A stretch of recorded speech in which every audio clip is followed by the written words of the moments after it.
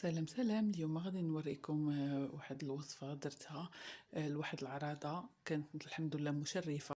احتاجيت فيها جوج دجاجات من فئة 2 كيلو ونصف وجوج كيلو د البصلة. غادي ناخد واحد كاس ديال الزيت، واحد 2 معالق ديال السكينجبير، معلقة كبيرة ديال الخرقوم، واحد 2 ولا 3 المعالق ديال القرفة وغنحتاجو واحد زلافة ديال الربيع، غنستعملو النص دابا والنص من بعد. بالنسبة للابزار معلقة كبيرة ولكن ممسوحة ما عمراش.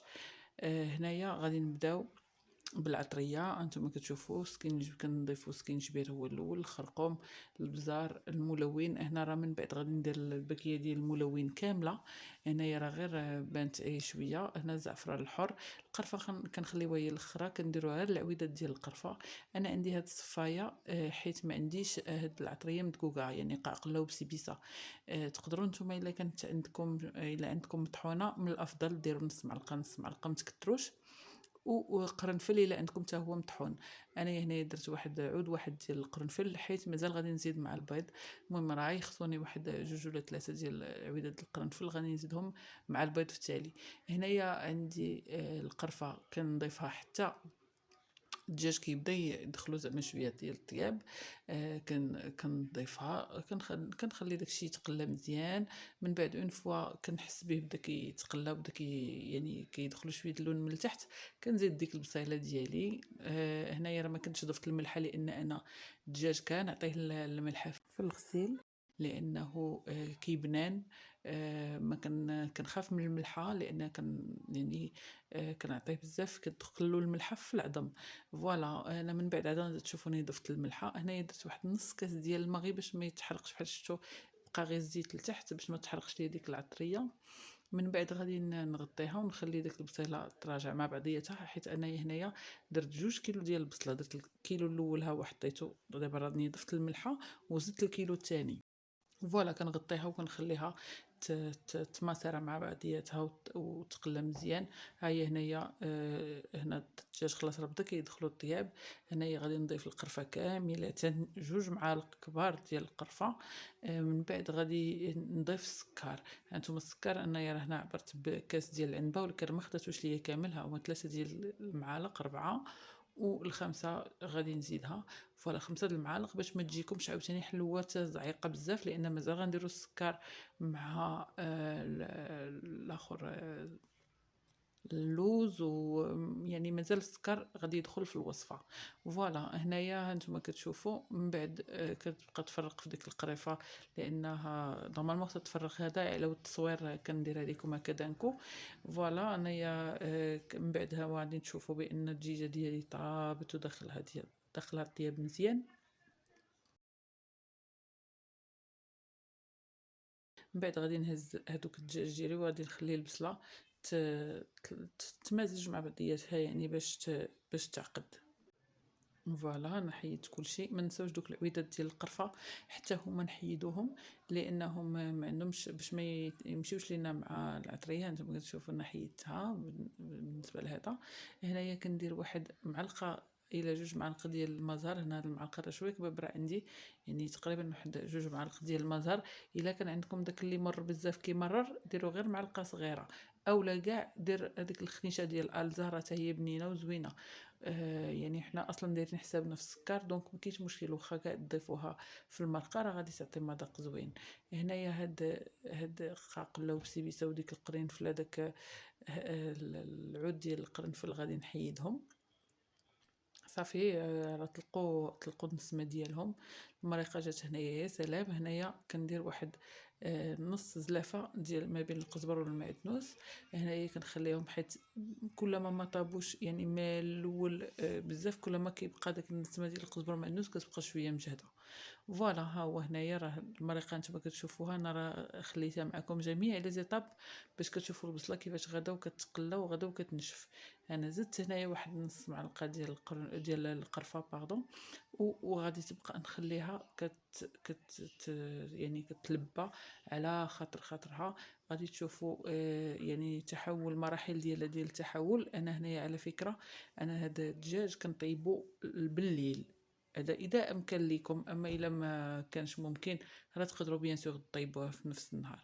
هنا هذه المعلقه الا حسبتوا معايا، هذه المعلقه 6 اللي غادي نديرو في هاد لاصوص ديالنا. هانتوما غادي تشوفوا من بعد، غادي تشوفوني كيفاش قليتها، راه من بعد غتشوفوها مريقه وواقفه. هو الزيت دابا بدا كيطلع، الا لاحظتوا الزيت بقى كيطلع بوحديتو والبصله غادي تبقى بوحديتها. هانتوما شفتوا كلشي، شتي تبارك الله كيفاش جات ناشفه وزوينه. هنايا راه غادي تزيد تبات، غتزيد تشرب. فاش غادي تخليوها تبات غتزيد تشرب. اولا الا كنتو غادي الا كنتو اوبليجي ديروها في نص النهار، خليوها واحد شويه ترتاح باش كتزيد تشرب ديك الا كاين فيها شي مويها ولا شي حاجه، كتزيد كتشحر مزيان مزيان مزيان. ها هي هنا المرحله الاولى سالات، نخليوها ترتاح بحال اللي قلنا تشرب، ونمشيو نديرو الدجاج ديالنا. هنايا كنحاول نحيدو جميع العظيمات، دوك العروق اللي كيكونوا في الفخاد، دوك الجلده حتى هي كاين اللي كتعيفو ما كيبغيش يطيح فيها. راه تقدروا على فكره ديروا غير شويه، يعني تشريو ماشي دجاج حصاين، تشريو غير الفخوده والصدوره، راه تاهما تيجيو مزيان. صافي هنايا فاش مشيت كنفرقهم، هنايا شديت اللوز، درت المقله. هنا راه الزيت عندي بارد. اللوز حتى هو من الاشياء اللي مهمه فيه انه يعني يتفسخ ويتخلى، يعني يتترك انه ينشف على خاطرو. يعني حتى هو راه درتو بليله قبل، دابا راه ناشف 100%. نتوما كتشوفوا عاد نشعل عليه البوطه حطيته، وغادي نخليه يتقلى مزيان. ما نحيدش من حداه، نبقى حداه باش ما يشمتنيش، لانه دغيا كيتحمر، دغيا كيتفوت فيه التحمار. هنايا هانتوما شفتوا هنايا محدو باقي سخون. كندير هاد 100 غرام ديال 100 غرام بالضبط ديال السكر باردون. هنايا يعني كيلو ديال اللوز غادي ندير فيه 200 غرام. فوالا. وهنايا هما طحنت شويه بداك السكر محدو باقي سخون باش كيعطيني يعني داكشي اللي بغيت. وهنايا بالنسبه للالزا ديال الزهر، راه بها كندقدق هذيك المسكه الحره. هانتوما كتشوفوا هاد الحبيبات ديال المسكه الحره غادي ندقدقها بهم مزيان ونشركهم معاها بيان سور. وغنزيد عليها حتى شويه ديال القرفه، راه تزيدها اضافه، يعني تزيدها البنه بيان سور. هادو من الاساسيات في هاد العقده ديال اللوز. هنايا غادي تشوفوا انني ها هو بحال اللي قلت لكم ضفت هذيك نص معلقه ديال القرفه. فوالا غادي نطحن هادشي مزيان وغادي نقسمو على جوج. غادي نخلي واحد شويه، هذا هو اللي غادي نوجد به داك البخالان. هنايا ها هو ولا ليا باتو. غادي نخلطو مع ديك العقده الاخرى، علما ان حتى الاخرى راه شويه باتوز، مي هذه ان بو بلوس. كتخلطيها مزيان مزيان. هانتوما كتشوفوا كيفاش كتعطي يعني كتعجن لك في اليد، كدير كره فاسيلمون. هانتوما كتشوفوا كلشي. سمحوا لي الا كيخرجوا لي شي حاجات بالفرنسيه، ولكن راه يعني اكثر من هذه اللي مولفاها وصافي. سمحوا لي، الله يعطيكم الستر. هنا هانتوما كتشوفوا الدغميره تبارك الله كيفاش كتجي عاقده وزوينه. هنايا كتحاولوا تصفيو منها باش لا كان شي زيت زايد ولا هذا ما تجيكمش البسطيله ديالكم ميدمه بزاف. هنايا ديك الزويته انا كنديرها باش لا كان عندي شي اكسيك، هي في ديك الزيت كنقلي البيض. هانتوما ولكن بحال اللي شفتوا ما كاينش شي زيت كثير، يعني نقولوا حنايا هذا، حيت راه بحال اللي شفتوا درت كاس. اللي بغى يكثر لي دامره يزيد واحد نص كاس، ولا هذا ما يفوتش نص كاس باش ما تجيكمش عاوتاني معيقه. فوالا هاد المعلقه راه ضفتها في الدجاج، ويعني راه ماشي معلقه هذيك، راه مغرفه باردون، مغرفه يعني من دوك المسطحات. وعاد هنايا هو داك الزويته اللي شاطت ليا زدتها في هذيك واحد بحال تقريبا واحد قياس واحد المعلقه، خليته في الطنجره. في هاد الطنجره هذه هي اللي غادي ندير فيها البيضات ديالي. انا بالنسبه لي هنايا احتاجيت 14 بيضه. 12 بيضه غادي نقليها، مع هذا راه زدت واحد 3 ديال الرويصات ديال القرنفل. خليتهم باش يعطيوني مزيان نكهه في البيض، باش تمشي ليا 100% ديك الصفوره ديال البيض. هانتوما كتشوفوا انا ضفت هذيك 12 بيضه، وغادي نخلطها نخليهم يطيبوا مزيان ونخليهم حتى ينشفوا مزيان مزيان. هنايا من بعد اون فوا غادي ينشف ليا البيض، غادي نصفيه وغادي نحيد، ما ننساوش نحيدو منه دوك العويدات ديال القرنفل. بحال اللي قلت لكم اللي عنده غبره راه ما غيطيحش في هذا المشكل، لانه غادي تجي سهله. هانتوما القرنفل انا كنحيدو هنايا، يعني فاسيل دغيا كيجي باين في البيض، راه كيتحيد بسهوله. وبحال اللي قلت لكم اللي عنده هذا، ما ننساوش نضيفوا الملحه، لان راكم عارفين البيض يعني خصو ضروري واحد شويه ديال الملحه باش نساويو الذوق ديالو.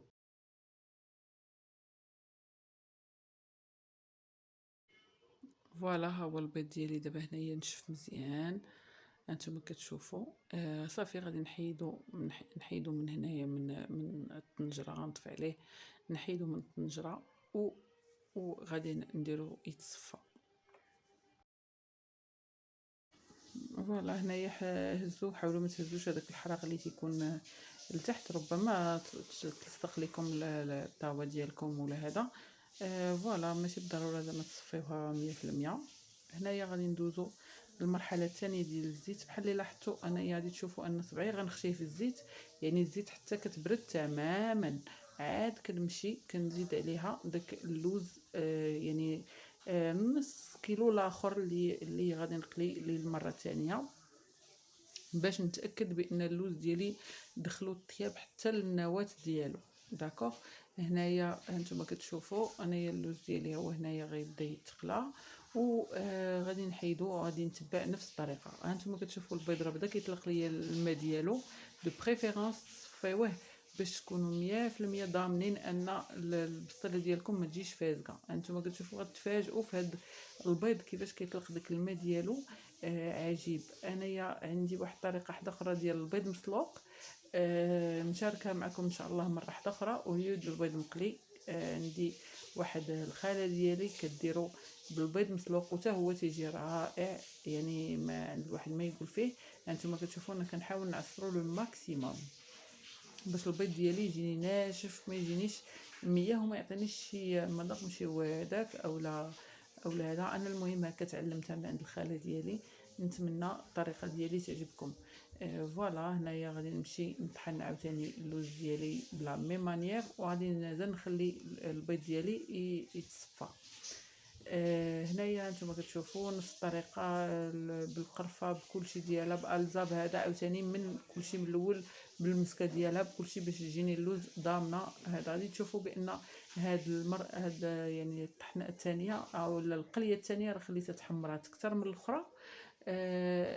درتها اكسبري حيت الاخرى جاتني بحال شويه بيضاء عليها، داكشي باش جاتني مختلفه. نتوما كتشوفوا جاو جوج الوان شويه مختلفه يعني في اللون ديال القليه ديال اللوز، ولكن راه بجوجهم مقليين بجوجهم زوينين، غير انايا بغيتهم يجيوني شويه غامقين على داك الابيض اللي جا. هنا غادي نزيد الماء زهر، واحد 3 إلى 4 ديال هذا. انا على فكره هذا المزهر ما صدقش ليا زوين. الا كان عندكم شي مزهر زوين ديروا غير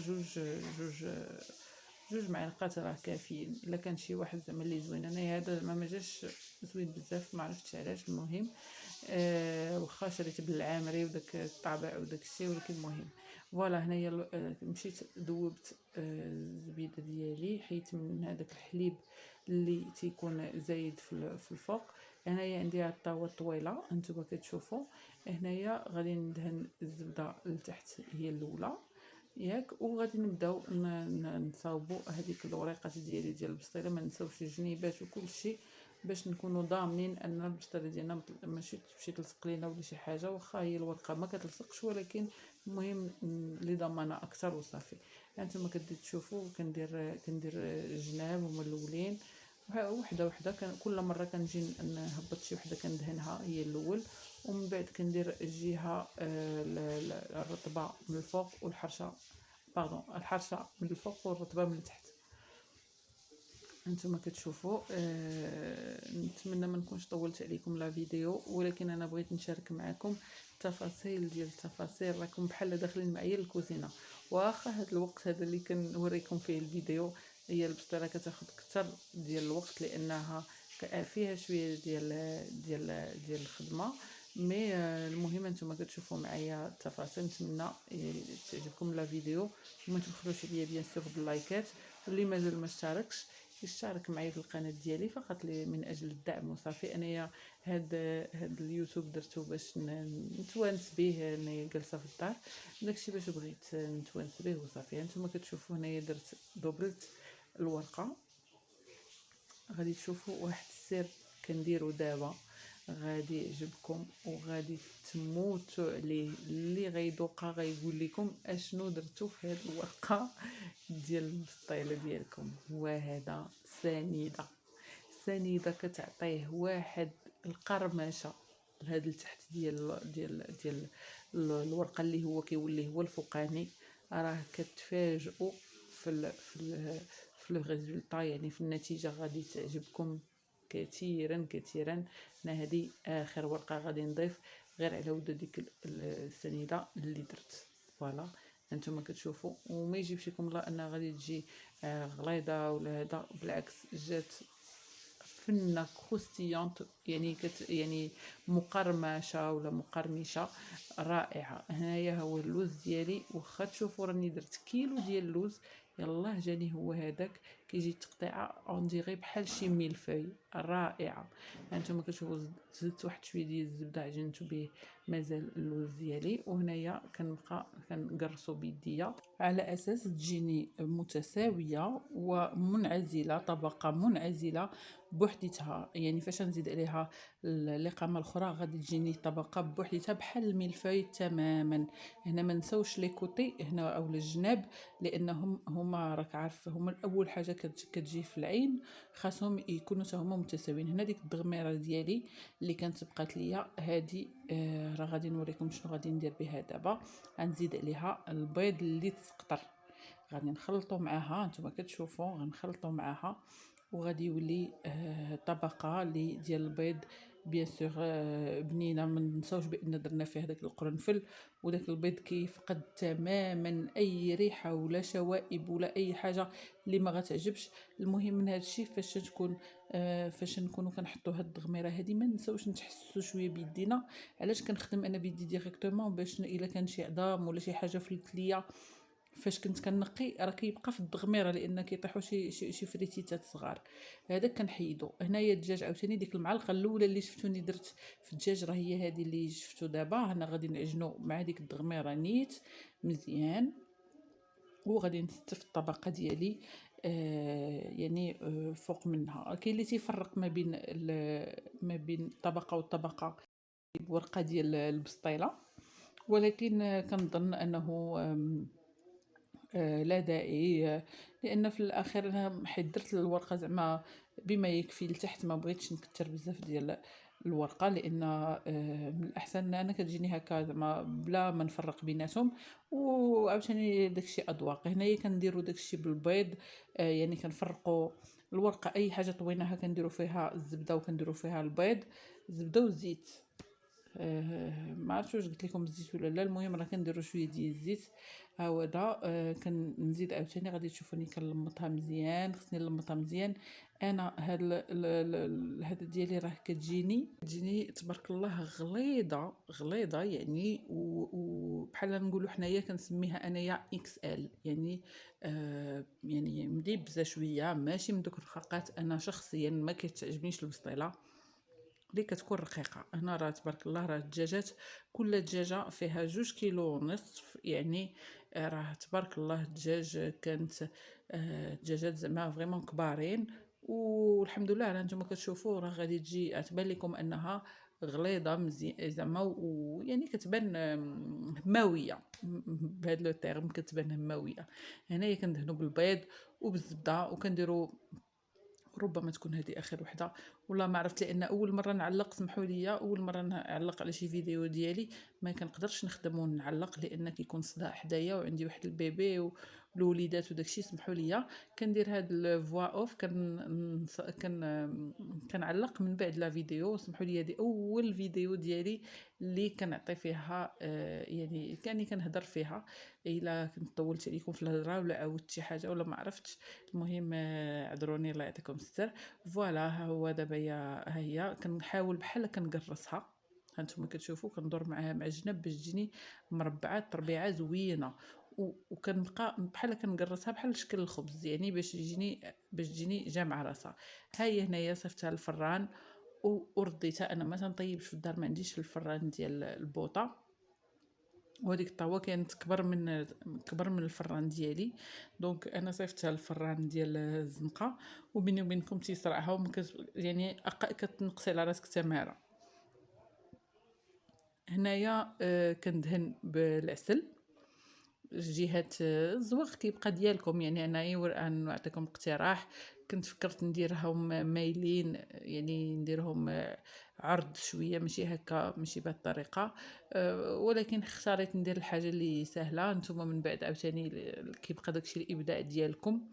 هانتوما كتشوفوا هادشي كله، هذا التكماش وهادشي اللي تيبان في الورقه راه كيتدرق. وهاد الورقه صدقوني كتجي ماشي مقرمشه، هذيك السكر اللي كندير ديال السنيده كيقاد ليها واحد المذاق راه ما يمكنش.